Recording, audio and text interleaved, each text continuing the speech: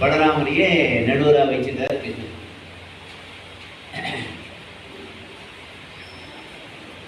உடனே 2 பேரும் கதாயுதம் போர் செய்ய தயாரா இருக்கிறாங்க. இருவரும் ஆரவாரம் செய்கிறார்கள். பீமனும் அவனும் துரியோதனும் இங்கே ஆரவாரம் செய்கின்ற போது, துரியோதனா,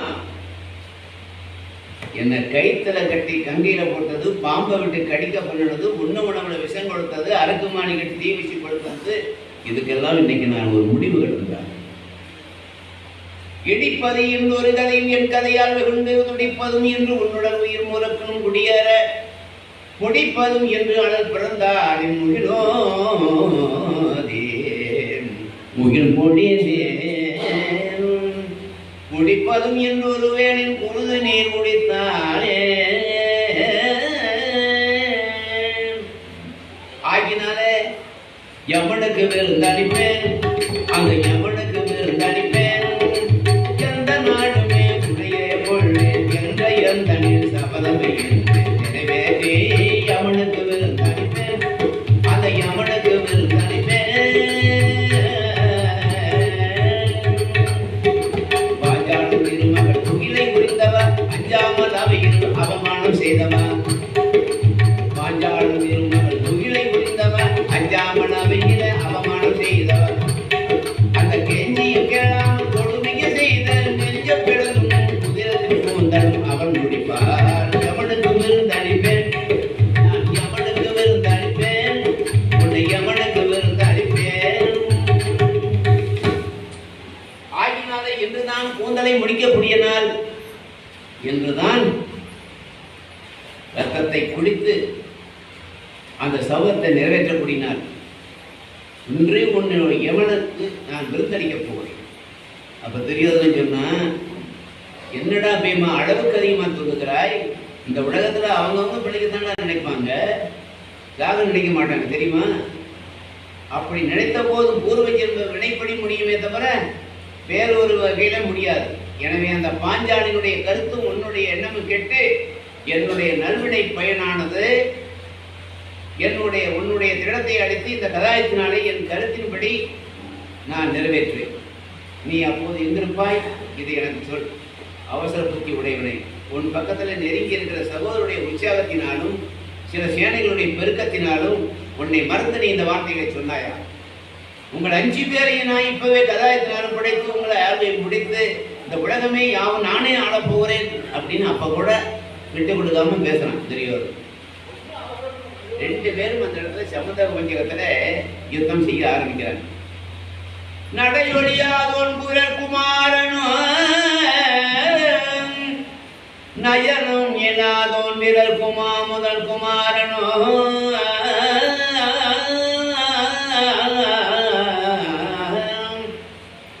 மடலுடிதார் வாடினி குமாரன அதிபுறவே கூறி மத்தவாரனும் விடையறிமாவேரண பிரதாபமும் விஷயமும் என்மேல் மிகுந்து மேலிடே கடையுகனால் வாய்வு ஒத்து நீடிய கதைகளுக்கு பேராதரித்து கூடவே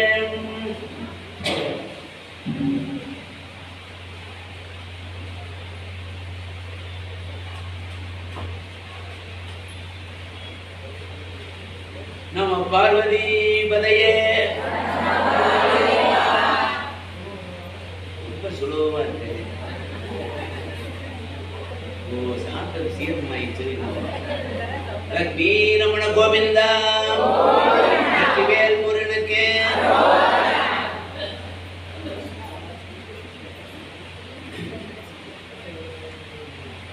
ஆகாயத்துடைய படத்துடன் மேகம் இடிப்பது கூட அதிர்ந்து முடங்கி நெடுக்கும் உருக்கமாக ஓடி மதம் உடை யானை போலும் 7 செங்கங்களைப் போலவும் காளைகள் போலவும் மதத்தை எதிர்த்து பிரதாபம் பேசி கடையுகத்தின் சக்திக்கும் வெற்றியின் காற்றின் முழக்கம் போல் கதையுடன் கதை மோதி மறித்து வரியவர்களுடன் பகைத்து எதிர்த்ததை போல பகைத்து ஆகாயத்திலே வேடிக்கை பார்த்திருந்த தேவர்கள் எல்லோரும் அங்கே இவருக்கு யாரை ஒப்பாக சொல்வது?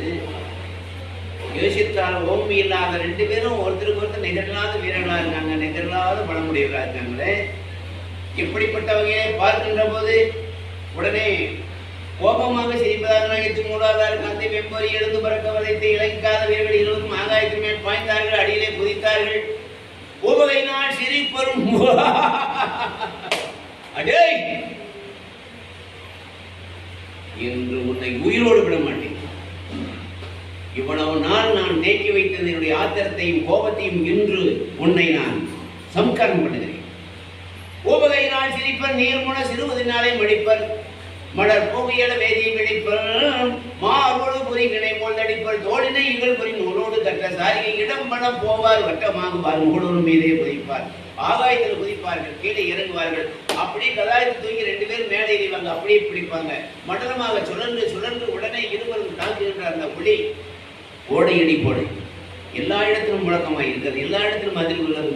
மண்டல மன்னர்களும் சரி, மண்ணிலே இருக்கக்கூடிய ஆதி சீடரும் சரி, கண்ணிலே இருக்கிற தேவர்களும் சரி, அப்படியே அசந்து பயந்து போகிறார்கள் இவர்களுடைய யுத்தத்தை பார்க்க.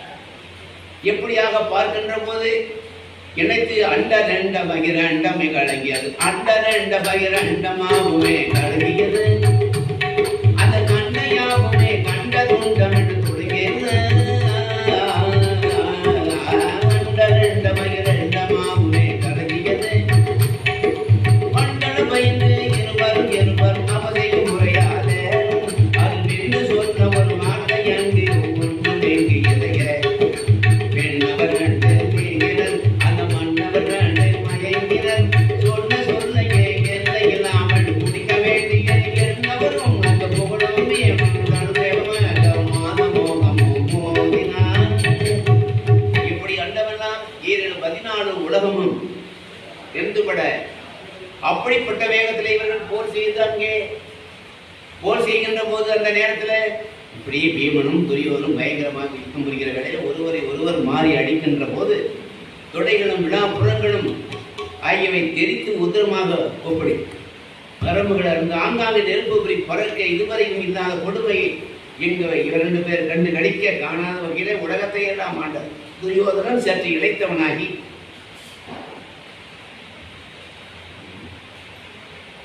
ஏதேனும் இந்த பீமன் நம்மை கொண்டு விடுவான் போல இருக்கிறது. கொள்றதுக்கு வேற ஏதாவது ஒரு சூழ்ச்சியினால ஒன்று பண்ணணுமே. இவனை நேருக்கு நேராக கதாயத்தினால கொள்றதுங்கிறது அவ்வளோ சுலபமானதில்லை. யோசிக்கிறான் துரியோதனை, எப்படி இவனை கொண்டுட்டா போதும், இந்த நாடு நமக்கே சொல்லிட்டாரு கிருஷ்ணன். யோசனை பண்ணி பார்த்தான். பீமனை நோக்கி, பீமா நாம் 2 பேரும் இப்படியே போர் செய்து கொண்டிருந்தா காலமெல்லாம் போர் செய்து கொண்டிருக்க வேண்டியதுதான், வெற்றி தோல்வி இல்லாமல். 2 பேருடைய உயிர்நிலைகளை தெரிந்து கொண்டு போர் செய்தால் சீக்கிரம் அது போர் முடிவு வரும். அதனால என்ன உடனே பீமன் சொன்னாடே, துரியோதனா உன் வஞ்சனை என்னன்னு எனக்கு புரிஞ்சு போச்சு. என்னுடைய உயிர்நிலை இருக்கக்கூடிய இடம் நான் உண்மையை சொல்லுவேன், நீ போய் சொல்லுவேன். நீ உண்மையை சொல்ல மாட்டேன், அது எனக்கு நல்லா தெரியும். நான் மறைக்க மாட்டேன், ஏன்னா நான் சத்தியம் சவராதவன், உண்மையை பேசக்கூடிய உன்னை போல உள்ளவன் வைத்து புறம் ஒன்று பேச மாட்டேன். சொல்லுகிறேன், என்னுடைய உயிர்நிலை என் தலையில் தான் இருக்கிறது என்று சொல்லி பீமன் சொன்னான். சொன்ன உடனே துரியோதனன் வேகமாக எடுத்து கதாயத்தை பீமன் தலையில ஓங்கி அடித்தான். அப்படி ஓங்கி அடித்த உடனே அந்த அடி விழுந்தோடனே பீமன் உடல் அயர்ந்து உயிர் அயர்ந்து பூமியின் மேல அப்படியே சாய்கிறான். இப்படி சாஞ்ச உடனே மறுபடியும் எழுந்து தவபலமும் அவனுடைய ஆயுள் பலமும் கெட்டியாக இருப்பதனால தாங்கி கொண்டான். இப்படிப்பட்ட வகையிலே பார்க்கின்ற போது அப்பதான் சொல்றாரு, டேய் என்னுடைய உயிர்நிலையை நான் சொல்லிட்டேன், உன்னுடைய உயிர்நிலையை நீ சொல்றா அப்படின்னு பீமன் கேட்கிறான். ஆனா உண்மையை சொல்லல, பொய் சொல்றான். இப்போ யாரு? துரியோதனை. டேய் என் உயிரினம் தலையில் தாண்டா இருக்குன்னா, உயிர்நிலை இங்கதான் அப்படின்னு தான். உடனே வேகமாக போய் கதாயத்தில் அடிச்சான் பாருங்க. உயிருக்கு எடுக்கிறான், ஆபத்தை அடைந்தான், கீழே விழுந்தான், மண்டையெல்லாம் பிளந்து போன மாதிரி ஆபத்து இல்லை. விதி வலிமையாக கொடுத்து வாய் தேவனுடைய உபகாரம், கண்ணபிரானுடைய கருணை எல்லாம் சேர்ந்து பீமனையும் காப்பாற்றி கொண்டிருக்கிறது. பிறகு அவன் தெளிவாக தேறி மறுபடியும் மறுபடியும் மறுபடியும் எழுந்து மகிழ்தர மேல்மேல் ஊற்று மேலவும் வழியுடனே போர் குறித்து மேல் வரும் பகைவனை நீ யாவி நிற்பதோ நிலை என்று கூற. அதுக்கப்புறமா என்னடா பீமா வளைத்து விட்டாய், வா எழுந்து வா என் அறை கோபி அழைத்தான். பீமன் சிடக்கன்று சொன்ன சொல்லை அந்த இடத்துல மோதின் துரியோதனன் தலையில மோதரா. அதனால் துரியோதன மண்டை பிளந்தது, கிழிந்தது, ஒரு ரத்தம் ஆறாக ஓடுகிறது. கீழே சாய்ந்தான் பீமன். எல்லாரும் பீமனை புகழ்ந்தார்கள். துரியோதனன் சாய்ந்து அங்கே சரித்து இழைத்து நின்றான். ஏன்னா இவன் பொய் சொல்லிட்டான் தந்திரமா.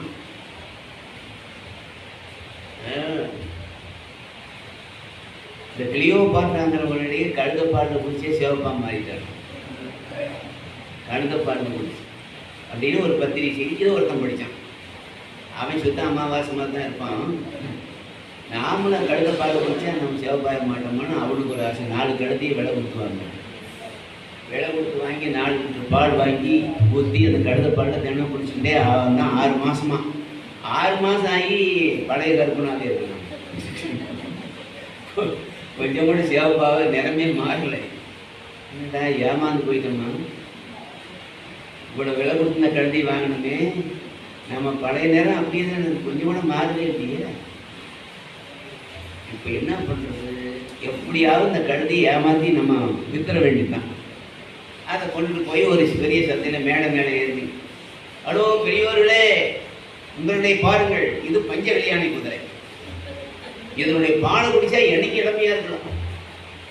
ஆமாம், அப்பேற்பட்ட ஒரு சிறந்த ஒரு கழுதி பஞ்ச கல்யாணி அப்படின்னு எல்லாம் போட்டி போட்டுட்டு விலை கேட்குறாங்க. யார் அதிகமாக விலை சொல்கிறாங்களோ அவங்க கொண்டு 2,000 சொல்லி அவங்கள்ட்ட பணத்தை வாங்கிட்டு கழுதியை கொடுத்துட்டு போயிட்டான். கொஞ்ச நாள் போன உண்மை தெரிஞ்சு போய் நம்ம தோட்டிக்கு வந்து அடிப்பானுங்க. இவன் ஊரை விட்டே போயிட்டான் கழுதியை வச்சு. இவன் கட்டிக்காரன் சூழ்ச்சி. அதுபோல துரியோதனை சூழ்ச்சி பண்ணுவான். சூரியனும் அந்த சந்திரனும் கதையும் மாறிடரே, சூழ்ந்து நிலாடும் உயிரும் உடலும் நடுகைய நின்றாரே, வானவர் தானவர் ஞானர்கள் யாவரும் கலகம் அடைந்தாரே, அது காணும் வரையிலே மோகமாதலும் இணைந்து போகிறே, இணைந்து போகிறே, காணும் வரையில் அண்டமானவர் எதிரெனொன்று போலவே தெரிந்ததுவே, அது போலவே தெரிந்ததுவே, அது கண்டையாவனும் இரண்டு நின்றது மறுக்க முடியாத உண்மையிலே, மறுக்க முடியாத உண்மையிலுமே. பார்க்கிறவர்களுடைய கண்கள் எல்லாம் சுருங்குகிறது, காது அடைப்படுகிறது, நெஞ்சமெல்லாம் நடுங்குகிறது. எத்தனை முறை இவனுடைய தலையில துரியோதனன் அடிச்சாலும் அவனுடைய தவப்பையினால் கண்ணன் கருணையினாலே அவனுக்கு ஒரு ஆபத்து இல்லை. ஆனா துரியோதனுடைய தலையில அடிச்சாலும் உயிருக்கு நிகரான துன்பத்தை அடைகிறாலும் அவனும் சாகலை. அவன் தான் உயிர்களை மாற்றி சொல்லிட்டானே. இப்படியே பீமசேனன் படுகிற பாட்டை அர்ஜுனன் பார்த்தான், வேதனைப்பட்டான். துரியோதனன் பீமனை வஞ்சனையெல்லாம் அடித்து முடித்து விடுவான் போல இருக்கிறதே. பீமன் தன்னால் முடிஞ்ச வரைக்கும் போராடி பார்க்கலாம், முடியலையே. ஆகினாலே என்று வருந்திய அர்ஜுனன் கண்ணபிரானை நோக்கி முக்காலும் உணர்ந்து எக்காலும் அதற்கேற்ற வகையில சேர முடியும். முகுந்தா, பீமன்னா இப்படி போறாரு, அதனால நீங்க தான் கருணை செய்யணும்னு சொல்லி கேட்கிறோம்.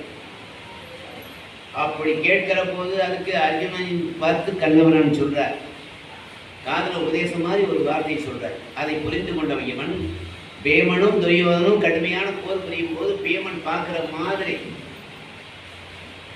உடனே கை தட்டுகிற மாதிரி தட்டி உடனே தொடையை கட்டி காமிச்சேன், இடம் தொடைய. இந்த நெசையும் புரிஞ்சுக்கிட்டான். அடடா, மறந்து போய்விட்டோமே, நாம் அவன் தொடையை பிளப்பதாக உள்ளவோ சபதம் பண்ணோம், இப்போ மறந்துட்டோம், நம்ம போர் செய்கிறோம், அதனால தான் இவ்வளோ கஷ்டம். புரிந்து கொண்டான் புத்திசாலி என்னைக்குமே அந்த வகையில. சரி, உடனே சரின்னு சொல்லிட்டு உடனே பீமனுக்கு இதை தைரியால் ஞாபகப்படுத்த அவன் புரிந்து கொண்ட உடனேயே, ஆஹா, இனிமேல் இந்த துரியோதனை தப்ப முடியாது. அடிக்கடி வருகின்ற துரியோதனை கதாயத்தை தடுத்து அதே வேகத்தில் துரியோதனுடைய தொழில ஓங்கி அடிச்சான். மறுபடியும் பல அடிகள் ஓங்கி அடிச்சான். எத்தனை அடிகளையும் வாங்கி கொண்ட துரியோதனை மயங்கி தேங்கி நான் சுதாரித்துக் கொண்டு வாடா பீமா சட்டைக்கின்றான். மறுபடியும் இப்படி கூப்பிட்ட உடனேயே வந்த பீமனை நோக்கி மார்பிலும் தோளிலும் மாறி மாறி அடிக்கிறான்.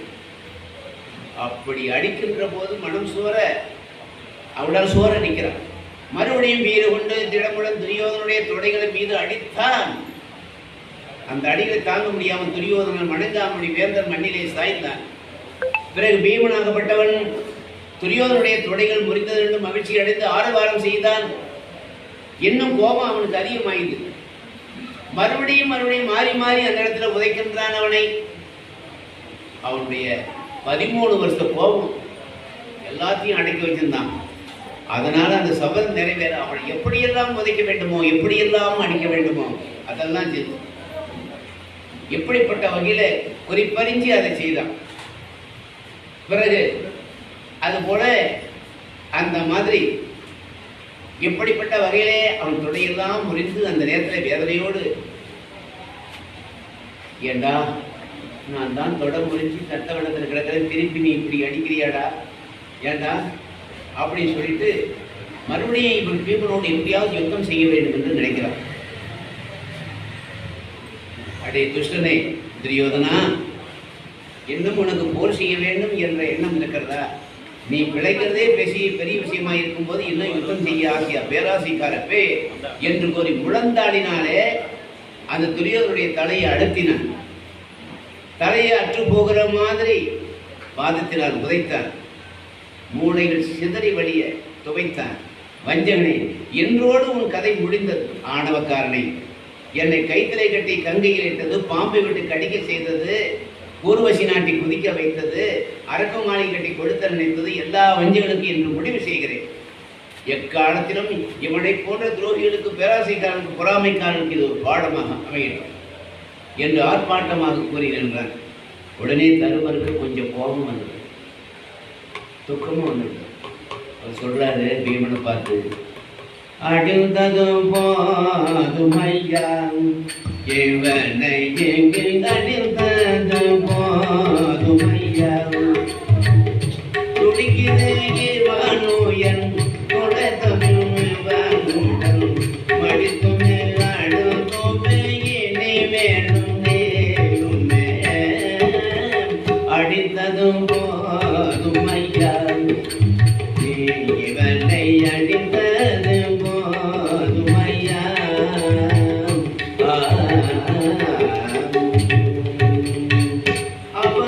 அவனியாவுமே ஆண்டுமே நின்றவன், அவனிகள் யாவுமே ஆண்டுமே நின்றவன், அரசர்கள் யாவருக்கும் மகுடமாகி நின்றவன், புவனத்தில் படையங்கே 11 கோடி, இவனுக்கும் இவனே தலைவனாயிருந்தவன், அடித்தது போதுமப்பா, இவனை நீயும் அடித்தது போதுமப்பா.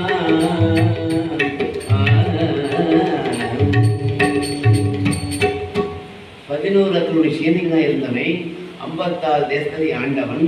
அப்படிப்பட்டவனை காலாலை இடறி இடறி மீண்டும் மீண்டும் அவன் போதும் என்று சொல்லியும் கூட கேட்காம அடிக்கிறிய பீமசேனா. இவன் வஞ்சகன் தான், உள்ள தகுந்தவன் தான், இந்த உலகத்துக்கு நமக்கு பெரும் தீங்கு செய்தவன் தான், செய்யாத அக்கிரமங்களை செய்தவன் தான், மறுக்கவில்லை. ஆனால் இவன் 56 தேசத்தை ஆண்டவன். அது மட்டுமல்ல, 55 தேச அரசுடன் இவனுக்கு அடங்கி கப்பம் கட்டினார். அதனால் இவனை கொள்வது நியாயம்தான் என்றாலும் இவனை காலால் உதைக்காதப்பா. கீழே விழுந்து உயிரிழ போறவனை போய் காலால் உதைப்பது முறையில்லை. எந்த நூலிலே இந்த முறை பற்றி சொல்லியிருக்கிறோம் யோசித்துப்பார். பாவ புண்ணியம் என்பது எண்ணி பார்க்க கூடாதா?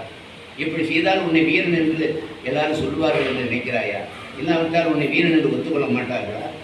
இறந்து போகப்படி இவனை இப்பேற்பட்ட அவமரியாதை செய்யக்கூடாது. இவையெல்லாம் நாளை நாம் அனுபவிக்க வேண்டும் அப்பா. இவனை பார்க்காவிட்டாலும் இவனுக்கு மேலே இருக்கிறவரை பார்க்க வேண்டும் அல்லவா அப்படின்னு மனம் வருது. எதைக்குமே தர்மருக்கு கொஞ்சம் கருணை அதிகம், எதிரியா இருந்தா கூட அப்படின்னு சொல்லிட்டு போறாரு. அதை பார்த்துட்டு இருந்த கிருஷ்ணனுடைய அண்ணன் பலராமருக்கு கோபம் வந்துருச்சு. எக்கச்சக்கமான கோபம், 100-108 டிகிரின்னு சொல்றாங்க. அந்த மாதிரி வந்தவன், என்னடா நினைத்தா இது?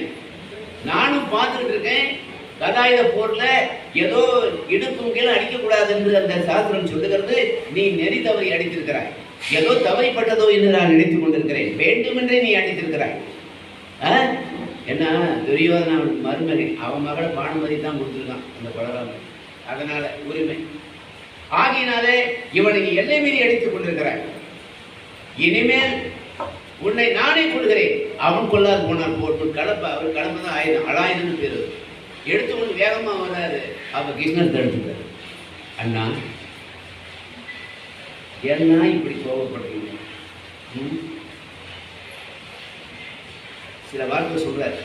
அண்ணா பாத்திரம் மருந்து பிச்சை எடுத்து சாத்திரம் பார்த்து கண்ணம் விடு, கோத்திரம் பார்த்து பெண்ணை கொண்டு சுந்தரம் பார்த்து சொல்லை விடு என்று உலகளை சொல்லுவார்களே, இதை யோசிக்க வேண்டாமா?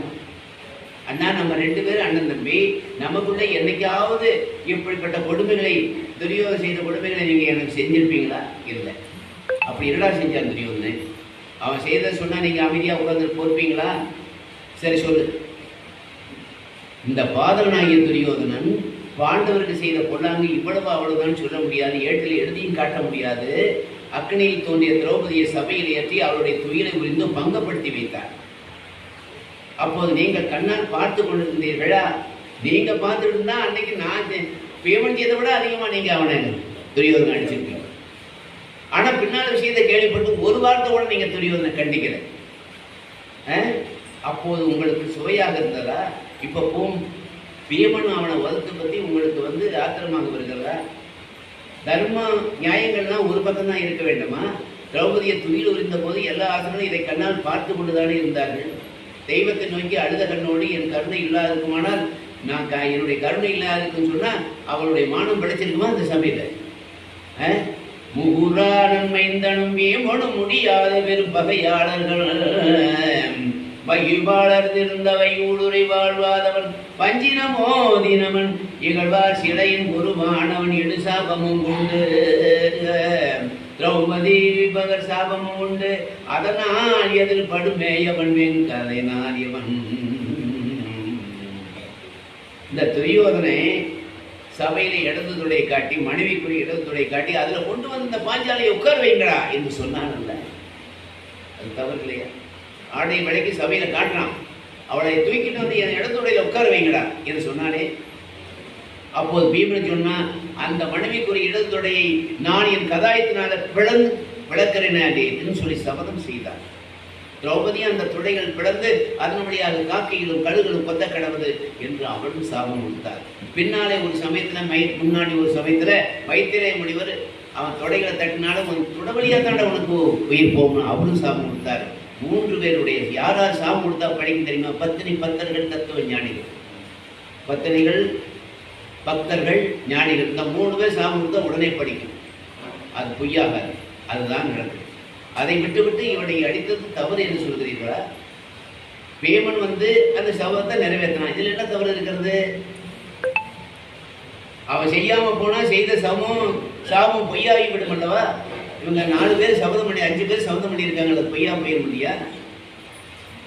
அதனால பீமன் நீங்கள் எதிர்ப்பதில் என்ன தர்மத்தை கண்டீங்க? இந்த பாபியாகி துரியோதனை செய்த கொடுமைக்கெல்லாம் யாரால சொல்ல முடியும்?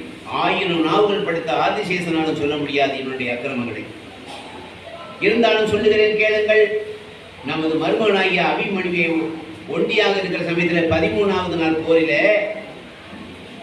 அபிமன்யு கோடி கோடி வீரர்களை குவிந்து போர் செய்கிற போது இவனால் தோற்றோடிய கர்ணன் துரோணனும் அபிமன்யுவை நேரில் கொல்ல முடியாது என்ற கருத்தை சூழ்ச்சியினாலே கொல்ல பண்ணி ஒருத்தன் துரோணர் அங்க வெள்ள முடிச்சாரு, கர்ணன் வெள்ளை ஒடிச்சான். அந்த சைந்தவன் சிவபெருமான இடத்துல போர் செய்து வரம் பெற்றதுனால சைந்தவன் அவன் அந்த அபிமன்யுவை 16 வயசுள்ள அவனை அடித்து கொண்டு விட்டார். இது நியாயமான போரா? அவன் ஒருவனுக்கு துரோணனும் சரி கர்ணனும் சரி 100கணக்கான தோற்று ஓடினவர்கள் குறுக்கு வழியில அவனை கொண்டார்கள். இது நியாயமா? இப்படி இருக்கக்கூடிய அந்த சமயத்தில் துரியோதன விதிகளுக்கு சாகாம பீமன் தொடையில் அடிச்சனால்தான் அவன் ஜாவ போறான்னா, இப்ப நீங்க கோபம் விடுதலை எந்த விதமான அர்த்தமும் கிடையாது. அண்ணா நடந்ததெல்லாம் அத்தனையுமே யோசிக்கும் போது பெண்ணின் குணம் அப்படித்தான், சம்மதி வாய் அப்படித்தான் என்ற பழமொழி போல நமக்கு என்ன, வல்லமுள்ள இடத்துல தண்ணி நிற்கிறது, உப்பத்தினவன் தண்ணி குடிக்க போறான், யார் எப்படி போனா என்ன, நம்ம வழி நம்ம பார்த்துட்டு போகணும் அப்படின்னு கண்ணபிரான் இவ்வளவு தூரம் அண்ணன் பலராமன் சொல்ற. போலீஸ்காரன் டூட்டியில அவனுடைய சீருடையில நின்று 4 ரோட்ல நின்று போக்குவரத்துல சீர் பண்ணிக்கிட்டு அவனுடைய நண்பன் ஒருத்தன் டீ கடை வச்சிருக்கான். அவங்கள்ட்ட வந்தான். என்ன அவன் போலீஸ் கூட இருக்கிறவன் பார்த்து அவனுடைய நண்பனை பார்த்து டீ கடைக்காரன் கேட்டான், போலீஸா ஏன்னா டூட்டியில நின்று பார்த்தேன், சந்தோஷம் ஏண்டா இந்த பக்கம் தான் உனக்கு டூட்டியா, இந்த பக்கம் தானா அப்படின்னு. என்ன ஏண்டாவா, நான் போலீஸ்காரனாங்க என்ன ஏண்டாங்கிற அப்படின்னு சொல்லி கையில் இருக்கிற ரத்தினாலே 4 அடி அடிச்சுட்டான். அந்த டீ கடைக்காரன் யானை கோபத்தில் பேசாமல் வந்துட்டான். ஒரு வாரம் போச்சு. இதே போலீஸ்காரன் அந்த டீ கடையில் போய் டீ போட போனால் அன்பாக பேசி டீ வாங்கி குடிச்சுருக்கான். தலையில் தொப்பி எடுத்து லத்தி எடுத்து மேசம் மேலே வச்சுட்டு டீ நல்லா இருக்குது அப்படின்னு குடிச்சிருக்கான். அப்போது அன்னைக்கு ஏன்டா என்ன அடிச்சேன்னு கேட்டான் டீ கடைக்காரன். அன்னைக்கு என்ன அடித்தேன், காரணம் இல்லாமல் அடிச்சு இல்லை, எதுக்காக அடித்தேன்? அது நானா அடித்தேன், இந்த தொப்பியும் அந்த லத்தியும் தான் அடிச்சது, நான் அடிக்கலன்றான் அவன். அப்படியா, சரி. உடனே அவன் தலையை, அவன் தொப்பி நல்லா தான் இருக்குன்னு அவன் தலையில் வைக்கிற மாதிரி இவன் தலையில் வச்சுக்கிட்டு லத்தி எடுத்து போலீஸ்காரனை பிடிச்சி 4 நாள் சாத்தினான் பாரு. கத்துன்னு கத்துறான், டே விட்றாங்கிறான். நானா அடித்தேன், அந்த தொப்பியும் லத்தியும் தான் அடிச்சது, நான் ஒன்றும் அடிக்கலன்ட்டான். போலீஸ்காரன் வாயை மூடி கம்பெனி போயிட்டான். பதிலுக்கு பதில் முடிஞ்சு போச்சு. எப்படிப்பட்ட வகையிலே பார்க்கிற போது அந்த மாதிரி ஒரு வீட்டில் ஆடுகள்லாம் லோன் போட்டு வாங்கி மேய்ச்சாங்க கிராமத்தில். எல்லா ஆடுகளையும் இந்த காலில் பித்தல் தழுது டோக்கன் தொங்கி இருந்துச்சு, மாட்டிக்கிச்சு. இதை பார்த்த உடனே அந்த பக்கத்து வீட்டு பையன் அவனுடைய அப்பா கிட்ட போய் கேட்குறான், அப்பா இந்த ஆட்டுக்குட்டி கூட கம்மல் போட்டுருக்குற ஏன்னு கேட்க. இந்த ஆட்டுக்குட்டி கூட கம்மல் போட்டுருது என்னப்பா அப்படின்னு கேட்டான். அதுக்கு பேங்கில் அது கடை வாங்கினாடு, அதனால கம்மல் போட்டுட்டாங்கடா அப்படின்னாரு அவங்க அப்பா. அப்போ அந்த பையன் சொன்னான், அப்படின்னா அம்மா கூட காதில் கம்மல் போட்டுட்டாங்களே, அம்மா கூட பேங்கில் கடனுக்கு வாங்கிட்டு வந்துதான்னு கேட்குறேன். அவனுக்கு தெரிஞ்சது அவ்வளோதான். அது போல அவனு சொல்ல. அது போல இந்த உலகத்தில் எதுவுமே சரியானது, எதுவுமே தவறில்லை, நாம் செய்த பிழையில்லை, எதுவுமே ஆமா எதுவுமே சரியானது. அரசம் கொண்டியோடு செய்த பாவங்கள்,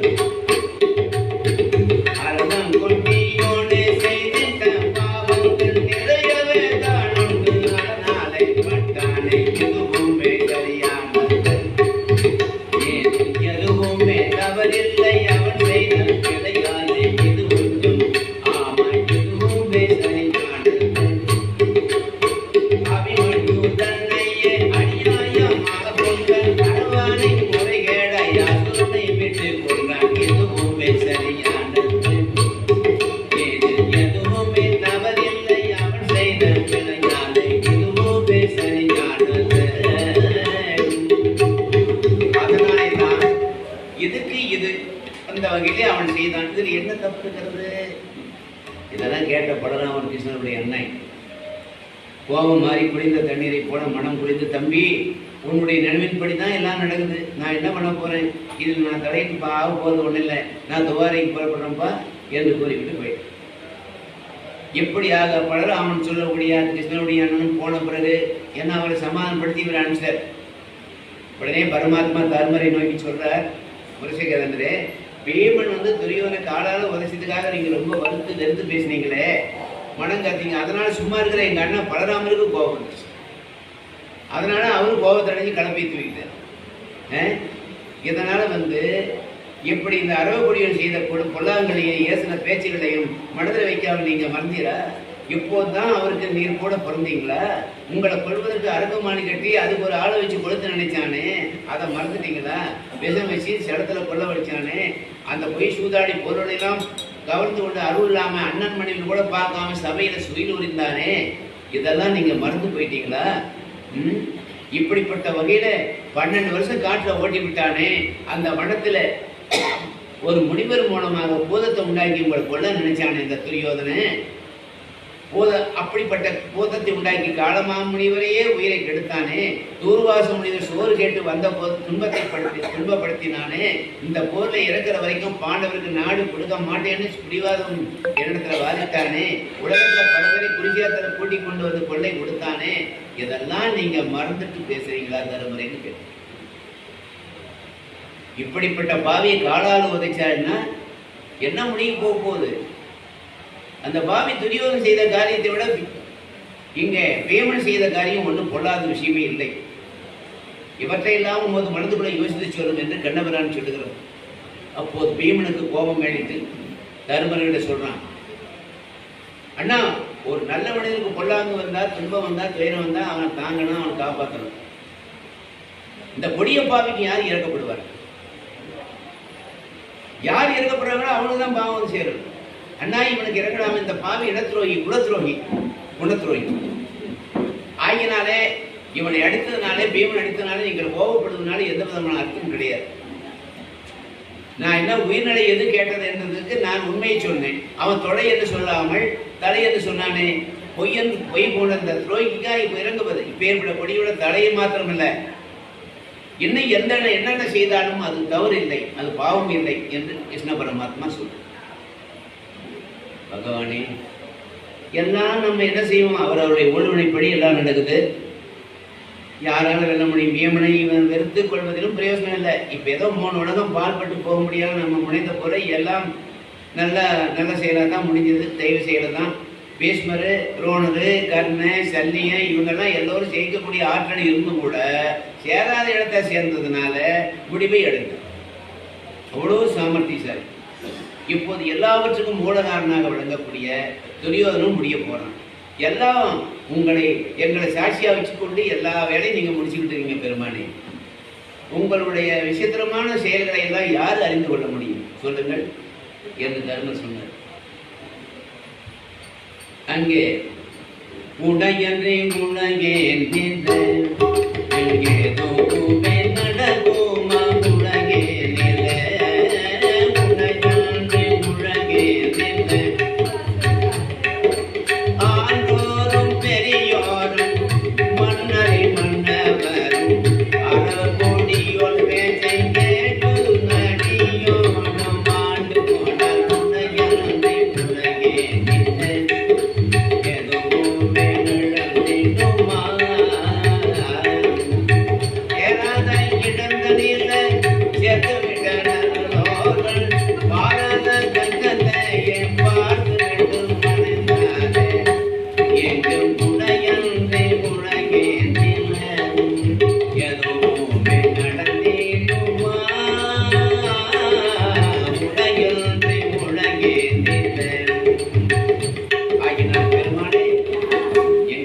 சாட்சியாக வைத்து இத்தனை செயல்களை நீங்கள் முடித்து விட்டீர்கள்.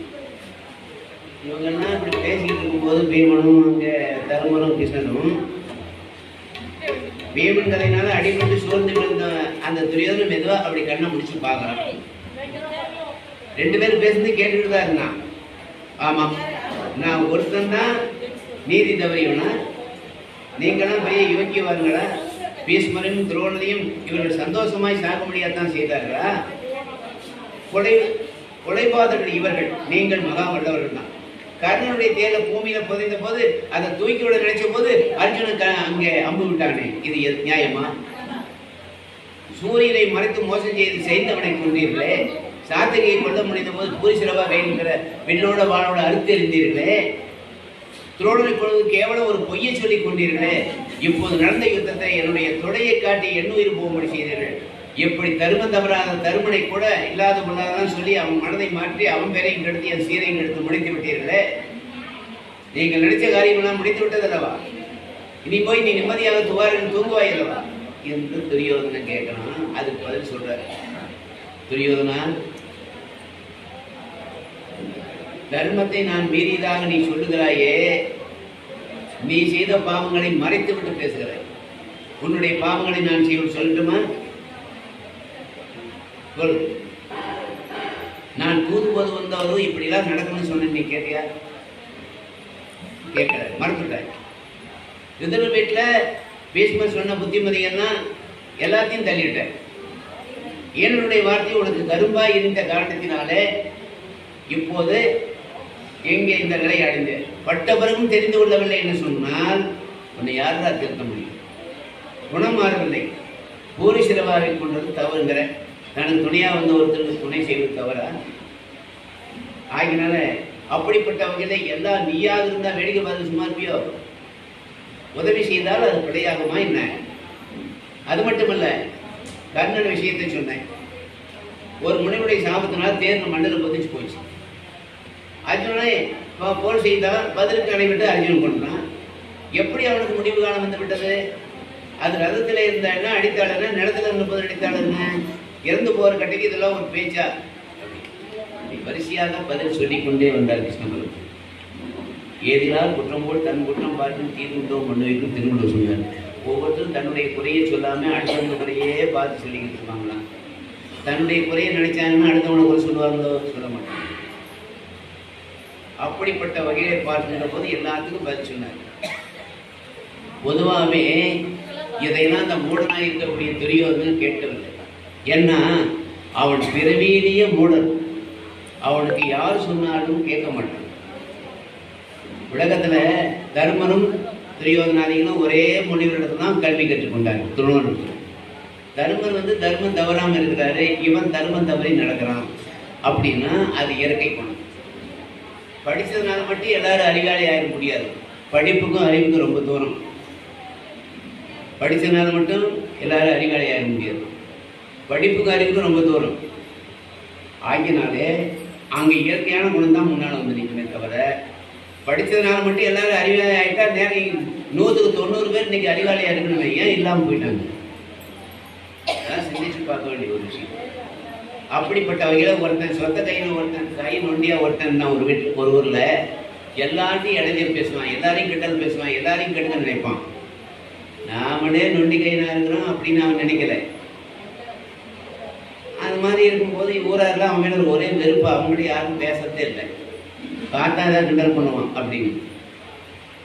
சரின்னு சொல்லிட்டு எல்லாரும் இவன் மேலே வெறுப்பாது யாரும் பேசான்னு என்ன பண்ணா, ஒரு விஷயம் ஒரு யோசனை பண்ணான். அந்த நொண்டிங்க ஐயா என்ன பண்ணா, ஊராரெல்லாம் கூப்பிட்டு, ஐயா நான் ஏதோ தெரியாதனமா ஏதாவது சொல்லிட்டேன், நீங்கள் ஏதோ ஒன்று தப்பாக நினைக்க வேண்டாம்.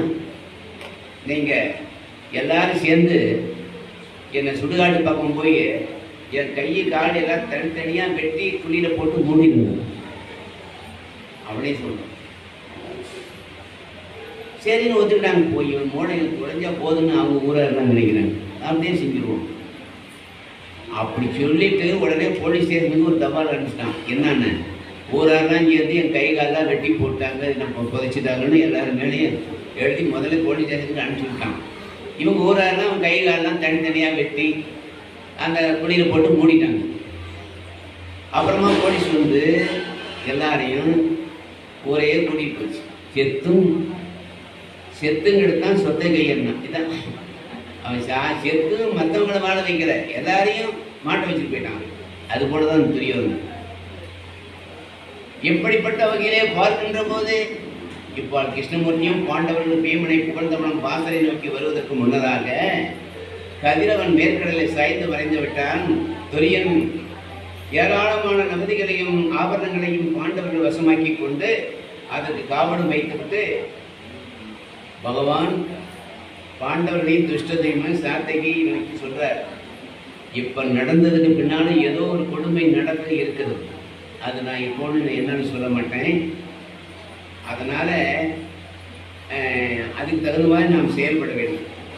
அதாவது இங்க துரியோதனன் இறந்தான் என்று சஞ்சயன் போய் சொல்றதுக்கு முன்னால நான் திருதராஷ்டிரங்களை போய் அவங்ககிட்ட ஆறுதல் சொல்லிட்டு வரேன். இல்லைன்னா அவங்க அங்கிருந்தே சாபம் கொடுத்துருவாங்க.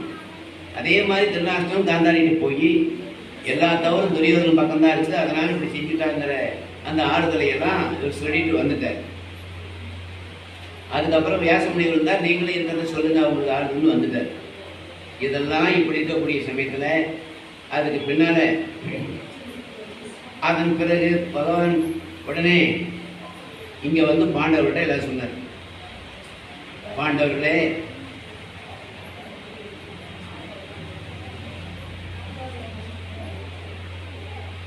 ஆயுதங்கள் எல்லாம் எடுத்துக்கிட்டு நீங்க கீழே இறங்குங்க.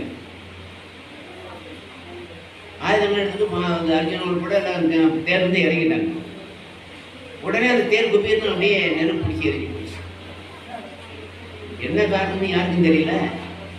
அர்ஜுனன் கேட்டான், சுவாமி நம்ம இவ்வளவு நாள் அந்த தேர் இருந்ததுன்னு நானும் நீங்கள் போர் செஞ்சோம், ஆனால் அந்த தேர் எரிஞ்சு போச்சு, என்ன காரணம்?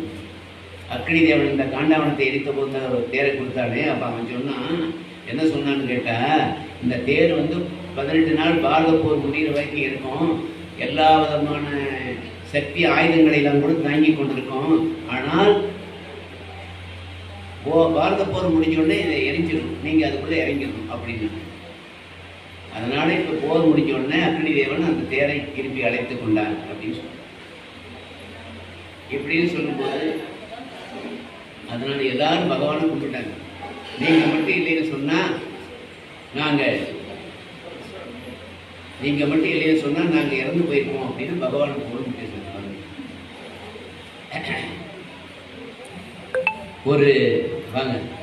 ஒரு பிரபலமான ஜோசியர் அவர் சொல்லி இதுவரைக்கும் எதுவும் பொய்யானது கிடையாது. அப்படி ஜோசியத்தில் கெட்டிக்காரு. ஒருவர் அவருடைய ஜாதகம் பார்க்க வந்தாரு. அவருடைய ஜாதகத்தை கவனிச்சு பார்த்த ஜோசியர் இன்னைக்கு போயிட்டு நாளைக்கு வான்னு சொல்லிட்டார். ஏன் அப்படி சொன்னாருன்னா, இன்னைக்கு ராத்திரி அவருக்கு மரணம் வரும்னு அவர் தெரிஞ்சுக்கிட்டு அப்படி சொல்லிட்டார். பாம்பு அடிச்சு சாவ போறாரு. இதை போய் அவர்கிட்ட ஏன் சொல்லணும்? ராத்திரிலாம் தூங்க மாட்டார் போறோம். சரி போயிட்டு இன்னைக்கு போயிட்டு நாளைக்கு வான்னு ஜோசியர் சொல்லிட்டார். சரிட்டு இவன் வந்தான். வர்ற வழியில் கொஞ்சம் மழை பிடிச்சிக்கிச்சு. ஒரு பாலடைஞ்ச மண்டபம், அதை தாண்டி தான் ஊருக்கு போகணும். அங்கே போய் பாதுகாப்பாக இருந்து அப்போ அந்த நேரத்தில் உடனே ஒரு தூக்கம் வந்துச்சு. ஒரு கோயில் ஒன்று பாலடைஞ்ச கோயில் இருக்குது அந்த மண்டபத்துக்கிட்ட. அதை பார்த்துக்கிட்டே இவர் படித்து தூங்கினார். தூங்குற கடவுளை இந்த மாதிரி இந்த கோயில் இடிஞ்சு போயிருக்கு, நான் மட்டும் இந்த கோயிலை எப்படியாவது கட்டி கும்பாபிஷேகம் பண்ணணும் அப்படின்னு சொல்லி அந்த கோயிலை இந்த மாதிரி 5 நிலை வச்சு நான் கோபுரம் கட்டுவேன், இந்த மாதிரி மூலஸ்தானம் அமைப்பேன், இந்த மாதிரி அர்த்த மண்டபம் அமைப்பேன், இப்படியெல்லாம் சொல்லி அந்த மண்டபத்தை கட்டி கும்பாபிஷேகம் பண்ணிட்டாரு. கனவுல விடிஞ்சு போச்சு. விடிஞ்சு உடனே அன்னைக்கு ராத்திரி பாம்பு கடிச்சு இவன் சாகணும். ஆனால் கனவில கோயில கட்டி கும்பாபிஷேகம் பண்ண புண்ணியத்தினால அந்த பாம்பு இவனை தீர்த்தல். சரின்னா அப்புறம் ஊருக்கு போயிட்டு குளிச்சுட்டு துணி மாத்திட்டு ஜோசியரை போனா, ஜோசியரை அதிர்ச்சி எடுத்து இவன் இறந்து போயிருக்கணும், எப்படி உயிரோடு வந்தான் அப்படின்னு. எனப்பா உன் ஜாதகப்படி நேற்றிரவு நீ இறந்து போயிருக்க வேண்டுமே, எப்படி உயிரோடு வந்தாய்? நான் ஒன்றும் செய்யலைங்களே, ஒரு பாலடைஞ்ச மண்டபத்தில் படுத்து கோயில் பாலடைஞ்சு கிடந்துச்சு, இதை இப்படிலாம் கட்டி இப்படியெல்லாம் பண்ணி கும்பாபிஷேகம் நடந்து கனவுல எல்லாத்தையும் கோயில் கட்டி கும்பாபிஷேகம் பண்ணிவிட்டேன். அதை தவிர வேற ஒன்றும் செய்யலை.